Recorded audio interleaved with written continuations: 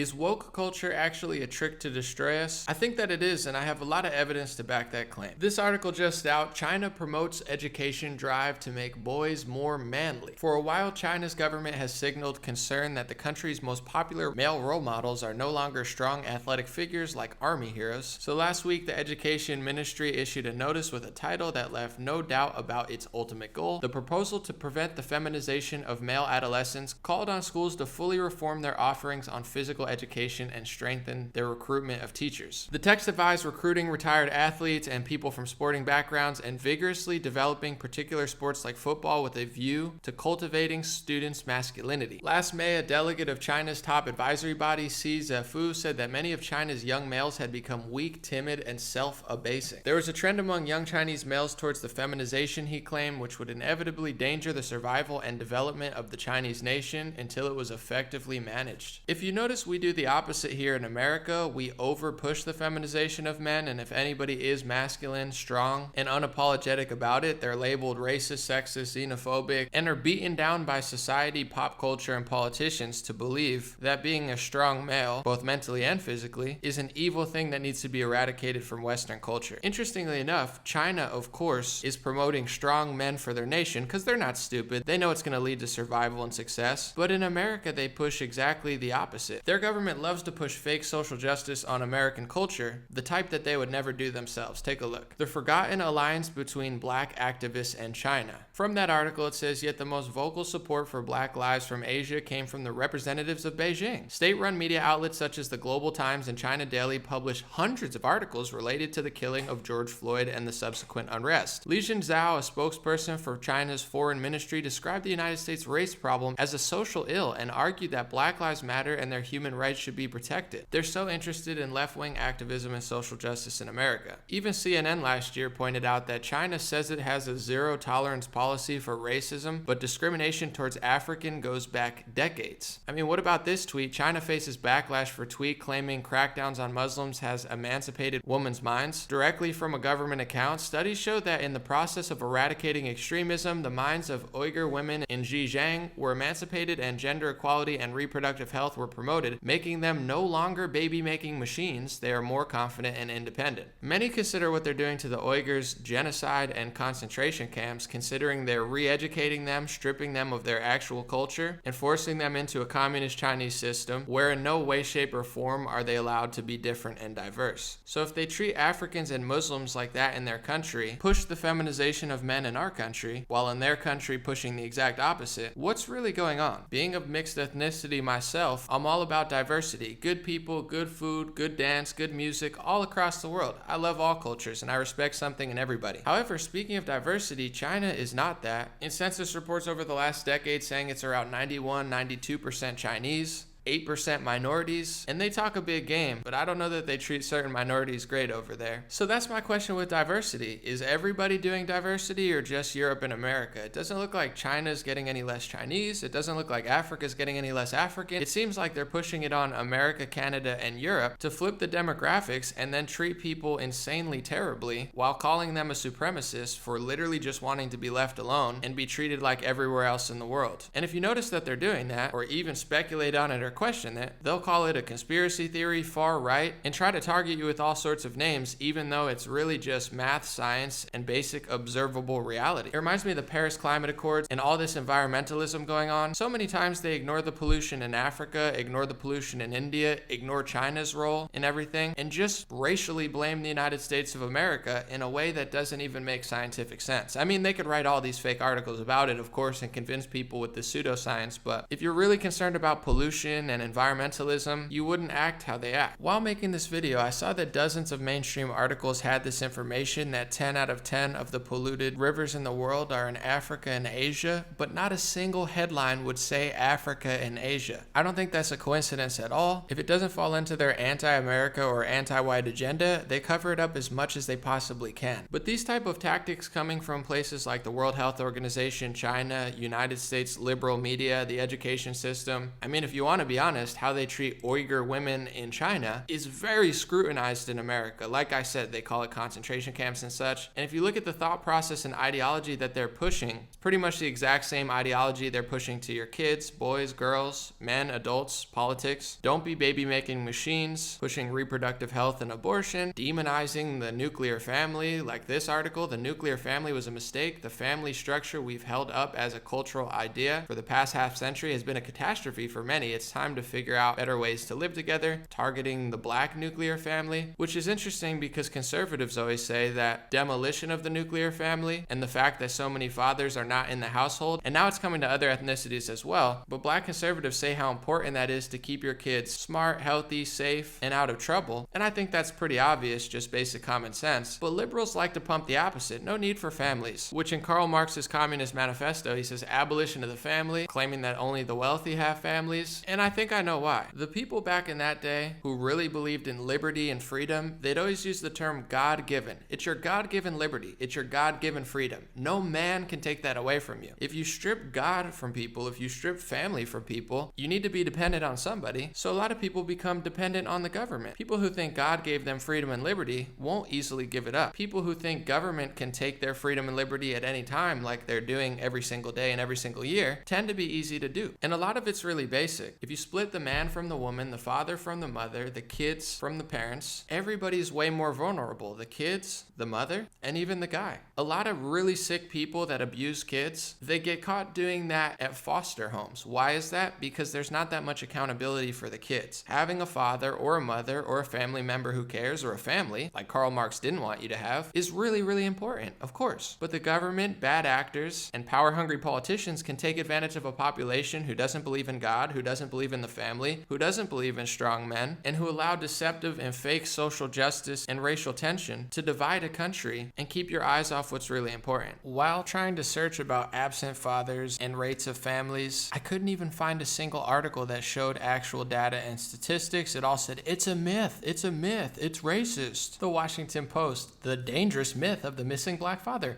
Responsible fatherhood only goes so far in a world plagued by institutionalized oppression. As they try to tell you the nuclear family's terrible, as they lie to you, they socially engineer Google to make it nearly impossible to find actual common sense and actual facts, while trying to make people believe that having a basic family structure isn't a good idea. Reminds me why Malcolm X once said this. There are many whites who are trying to solve the problem, but you never see them going under the label of liberals. That white person that you see calling himself a liberal is the most dangerous thing in the entire Western Hemisphere. He's the most deceitful. He's like a fox, and a fox is always more dangerous in the forest than the wolf. You can see the wolf coming.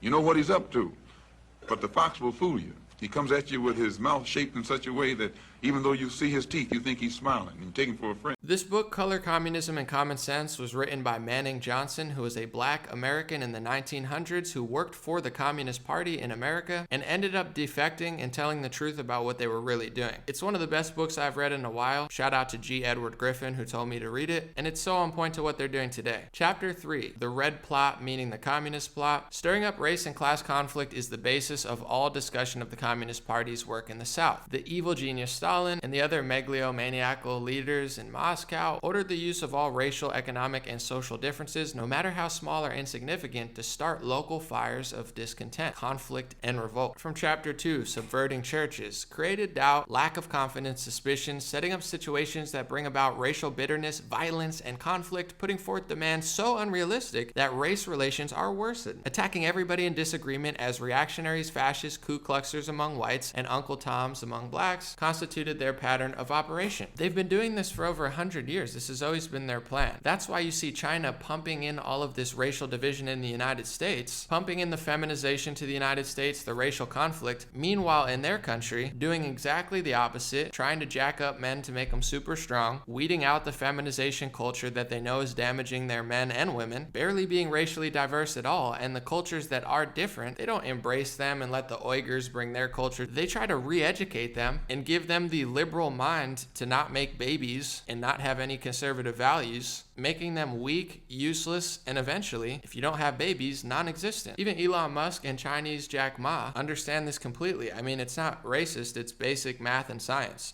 The assuming that AI is fine, assuming that there's a benevolent future with AI, I think that the biggest problem the world will face in 20 years is population collapse. Collapse. I agree. I want to emphasize this. The biggest issue in 20 years will be population collapse. Not explosion, collapse. It's very easy to see what the world will look like in 20 years because humans have a 20-year boot sequence. So like you say, okay, well, who was born last year? Okay, now you know what the world look like in 20 years. It's that easy. I absolutely agree with that. The population problem is going to be facing huge challenge. 1.4 billion people in China sounds a lot, but I think next 20 years we'll see this thing will bring big trouble to China, and the population decreasing of the speed of population decreasing is going to speed up. Yeah. And you call it collapse. I agree with accelerating that. Collapse. Accelerating collapse. And then the common rebuttal is like, well, what about immigration? Like, from where? In America, mass media focuses on the white male and makes everything about race and tries to tell people that this is the biggest enemy. Flip the demographics, blame them, everything in history is their fault, and we're going to do diversity here. Meanwhile, the rest of the world is obviously not doing diversity that we push here. They're going to act like they're saving you. Of course, this is the left-wing, big government, big brother plot to use race, religion, sexuality, and gender to confuse people into giving all money, power, and control to the government. But if you look demographically, just voting, to be honest, I personally think they hate the white male the most, not because it's some sort of social justice that's going to help every other ethnicity, but because that's the demographic that votes conservative and Republican against the interests of the liberals who are flying to do what Karl Marx always wanted, which was consolidation of banking, media, communication, and transportation, having total control over everything, so you live in some sort of Black Mirror world that's similar to communist China, and perhaps even worse, they have the freedom to actually go to clubs and not wear masks. So in many ways, we've got even worse than them. And how liberals and Democrats treat you during this pandemic is really equivalent to socialism. Yeah, we're all equal. We're equal in slavery. We're equal in misery. You can't even look at somebody smile anymore, and they've convinced you that human interaction is bad. They've convinced people that professional sports can play sports and dozens of people can be sweating all over each other, but when you go to the bench, you have to wear a mask, and your kids, even if they're playing with less people and less prone to the virus, they're not allowed to play sports in certain states. Is that science? No, it's tyranny. The NBA is a billion-dollar industry. The NFL is a multi-billion-dollar industry, so they make a lot of money. They have corporate sponsors, they have AI advertisements and billion-dollar company advertisements, and your kids don't. So that's the equality. Some are more equal than others. You're not really equal. It's equal oppression for all the middle class and all the plebs and the peasants. And for the people who promote this type of stuff, they're doing just fine. They constantly get caught not following their own rules. Businesses like Amazon are just growing, and their competition that was already hurting is failing because the government's forcing them to fail. Millions of businesses getting destroyed, hundreds of thousands of restaurants, not because of their own merit or a free market, because the federal and state government forced them to shut down, gave them fines, made it really difficult socially to do so, and scared a lot of people into submission. Meanwhile, they're mentally abusing almost everybody in this country, scaring you with fear, which is horrible for your body and your immune system, convincing people to be afraid of their own shadow, their own family, their own gatherings. Meanwhile, the mental effects of that are so damaging, it's not even funny. Covering up or lying about the real data of what happens if you don't act that psychotic, like Florida, that gives people a little bit more freedom. And in deaths per capita, they're still not doing as bad as New York and New Jersey because the faulty logic they had about lockdowns, mask mandates, and submitting to this slave world was never what they said it was, and it never will be. I don't care how much they censor and silence people. And meanwhile, they're trying to brand everybody as terrorists or horrible people. Let's go back to color communism and common sense. He said, putting forth demands so unrealistic that race relations are worsened, attacking everybody in disagreement as reactionaries, fascists, Ku Kluxers among whites, and Uncle Toms among blacks. I mean, just listen to former director of the Central Intelligence Agency, John Brennan. Are now moving in laser-like fashion to try to uncover as much as they can about what looks very similar to insurgency movements that we've seen overseas, where they germinate in different parts of a country and they gain strength, and it brings together an unholy alliance frequently of religious extremists, authoritarians, fascists, bigots, racists, nativists, even libertarians. Libertarians? You mean the people who literally just want to be left alone? I've met hundreds of libertarians. I've never seen them violent or hateful. Literally, sometimes they're too nice. They literally just believe, don't tread on me. Please leave me alone. I just want to grow my own food or be my own person, which is exactly what a lot of Democrats and politicians don't want to do. They don't want to leave you alone. They want to take control of every aspect of your life, every aspect of banking, media, politics, universities, education, and then call you a far-right conspiracy theorist if you notice that they're doing it. I wasn't at the Capitol situation on the 6th. I didn't want to go. I actually actively talked about what I disagreed with Trump, how and why I didn't want to go, but there's people out there that are still trying to connect me to that, despite not even being there, and people see the type of newscasts that I do, the calmness and bringing both sides together in many ways that you don't see really anywhere, not on Fox News and not on CNN. Yet there's people out there trying to tie me to domestic terrorism and smear my name and label me as a threat. Meanwhile, I would never do what these people do. Take a look. Show me where it says that protests are supposed to be polite and peaceful. The biggest terror threat in this country is white men, most of them radicalized to the right. I thought he should have punched him in the face. I said, even if you lost. Punch some people in the face! When was the last time an actor assassinated a president? They're still going to have to go out and put a bullet in Donald Trump. I have thought an awful lot about blowing up the White House. A Missouri state senator is under investigation by the Secret Service after saying she hopes President Trump is assassinated. Peaceful protest is really what it's about. I would never say that. What are you talking about? That is the First Amendment. You have the right to freedom of speech and freedom of protest. It's not a protest if it's not peaceful, like the Black Lives Matter riots, which people on television defended, but they don't get labeled terrorists and threats because it's not equal. Show me where it says that protests are supposed to be polite and peaceful. It's equal for them to take all power, money, and control, and equal for you to wear a muzzle, act like a slave, have no rights whatsoever, and get beaten down into submission, feminized, and anybody who resists the clear agenda of destroying the American mind, body, and spirit, the innovation and the freedom that's allowed us to be some of the greatest inventors, discoverers in modern history because of our God-given liberty that they don't want to give us. It's so obvious. But if you want to be a strong man, whether you're black or white, if you believe in God, if you prioritize family over government, they're going to name you an Uncle Tom, a coon, a sellout, a race traitor, or if you're white, they're going to call you racist. They might even call you a sexist. They might even try to call you crazier names. And their priorities are insane. What they're doing to this country economically, mentally, even physically by closing down gyms and certain health facilities is a nightmare. And they're concerned about Marjorie Taylor Greene's Facebook post from a few years ago. Are you kidding me? They don't want to debate and have a conversation about anything. They just want to silence and destroy anybody who questions them. Are the standards the same to, I don't know, Virginia Governor Ralph Northam, who had this in his yearbook?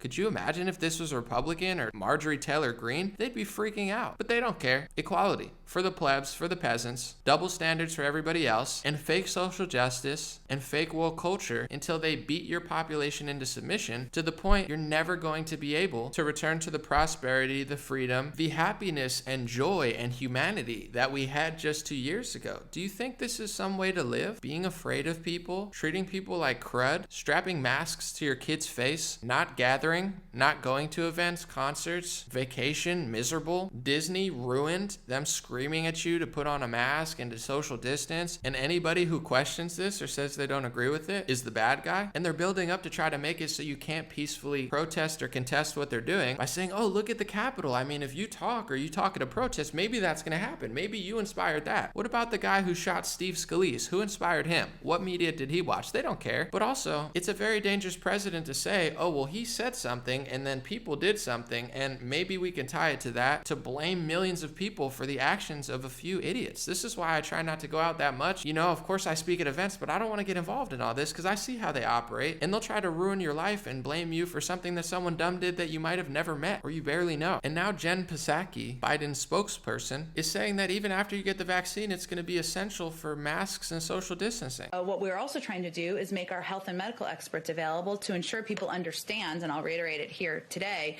It's not just a vaccine, as obviously an incredible medical breakthrough, and we want every American to have one. But even after you're vaccinated, social distancing, wearing masks are going to be essential, and we'll need to continue communicating about that through health and medical experts. All last year, I told people who argued with me, oh, Trump's going to rush Operation Warp Speed just so to please the left, and then we could be free. Oh, no, it's okay. Once it comes out, they'll let us go back to normal. No, this is like Lucy with the football. They pull it out every time, move the goalposts, and people on both sides keep getting fooled. If it's so effective and efficient, then why in the world would we have to social distance and wear a mask for years? They're talking about the unscientific double mask. If 2 masks worked, wouldn't they just make a 2-in-1 mask that's just 1 mask 2 times the size? Of course they would have done that, but it's just moving the goalposts in a way that makes absolutely no sense. And having common sense is now almost deemed illegal. And the news media is trying to say that the flu miraculously just got cut down this year because of the vaccine. You mean the vaccine that we've had for 70 or 80 years? All of a sudden this year, now it just works fanatically and most of the cases just disappear? And if you don't say that and repeat that obvious lie that you somehow need to be censored, are you kidding me? I don't care how many fake experts or fake PhD holders try to convince people that. It's so dumb. They don't have a monopoly on science. They don't have a monopoly on truth. In fact, their track record in many cases with many publications and many experts is abysmal. So in this country, you're supposed to be allowed to question them. And if you actually study the data, and if you actually study how they're counting cases with the CDC, HHS, and many state health departments, you'll know that this is unprecedented, the amount that they're testing. I've had the flu 4 or 5 times in my life, but I've never had a flu test. I just got a strep throat test, and if I didn't have strep throat, they said you have the flu and marked me down for the flu. But now, COVID. And yes, I believe it's real. I know people who've had it and had weird symptoms. It's a very odd disease, and it sucks that it's here. Let's be honest. I don't want it. I don't think it's great. I'm just saying they're testing so much. So maybe that has something to do with the flu numbers, but you can't say that obvious truth and obvious common sense because the thought police are going insane. Let me know what you think in the comments section, but with all the reading and research that I've been doing, I think it's very clear that in America, in the Western world, and in many parts of the world, they're using this fake woke culture and fake social justice to destroy every community, black, white, Hispanic, Asian, and most importantly in our country, American. Our country's already diverse. We're America.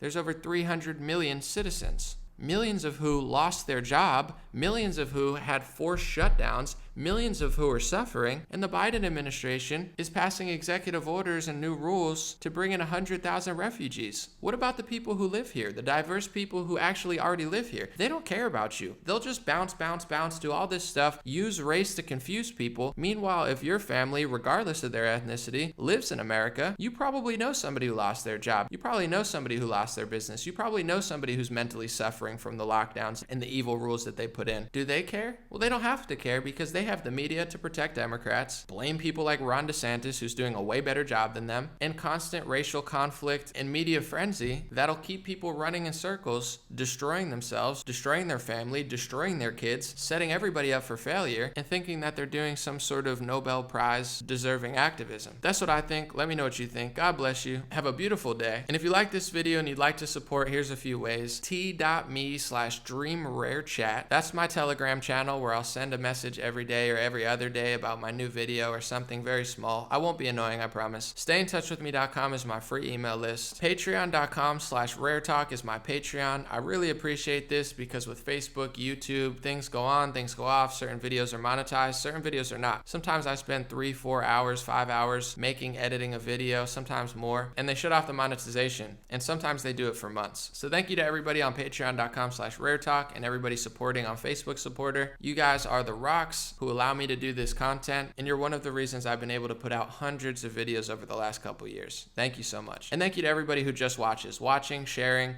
It does a lot. That helps me as well. Dreamrare.com. I have shirts and hats. Check that out. And have a great day. I'll be back with more videos soon. I'm way too jacked for the gulag. I ain't getting caught like it was a game of school tag. AOC wanna put me onto the food stamps, but I don't want government to make the move. Yeah, I can't decide if I want a blind or a brunette. Pandemic flow like it's coming out of Wuhan. I just praise Christ. Stay away, you humans. But if you want beef, I'm serving up the Hunan. Hey, I'm way too fast for the gulag. I don't trust y'all like I don't trust the moon man. Is he talking MTV or La Luna? The more they show, it's looking like a Truman. Get what I'm saying? Everything is zoomed in, left, right, trapped. They set it up like a crewman. I be too good at rapping not to do this. Got 600 million views without the music. Hey, the First Amendment, that's for my mouth.